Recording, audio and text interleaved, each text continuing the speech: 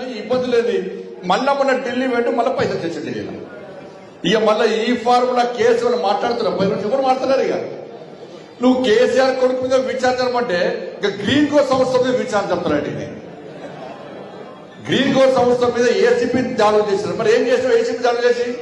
అదొక పెద్ద సంస్థ. అనేక విషయాల్లో సమాజంకు ఉపయోగపడే కార్యక్రమాలు వాళ్ళు చేస్తున్నారు. ఇలా ఆ సంస్థ ద్వారా తెలంగాణ రాష్ట్రానికి ఆదాయం వస్తున్నది. ఇటువంటి సంస్థల మీద దాడులు చేస్తే, ఇటువంటి సంస్థలను ఇబ్బంది పెట్టే ప్రయత్నం చేస్తే, ఆ సంస్థలు ఏం చేస్తున్నాయి? తెలంగాణ ఇష్టపడి వేరే రాష్ట్రంలో వ్యాపారం చేస్తే ఇలా ఆదాయం ఎవరికి నష్టమవుతుంది? తెలంగాణ రాష్ట్రానికి ఆదాయం నష్టం జరుగుతుంది. ఇవాళ గ్రీన్ కోర్ సంస్థ నుంచి కాంగ్రెస్ పార్టీకి పైసలు ముట్టలేదా? చెప్పాలా? రేవంత్ రెడ్డి గారిని సవాల్ చేస్తున్నా.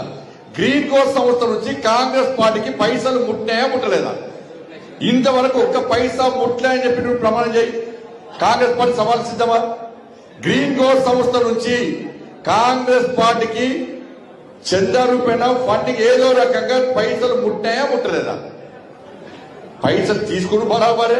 అరే కామన్ ఎవరు తీసుకుంటారు? భారతీయ జనతా పార్టీ తీసుకుంటారు, టీఆర్ఎస్ తీసుకుంటారు, కాంగ్రెస్ వాళ్ళు పార్టీని నడపాలంటే వాళ్ళ వీళ్ళ సహకారంతో ఎర్జీ చేస్తాయి. పార్టీ నడితే ఎవరు జబ్బులకు కూడా పైసలు పెట్టారు.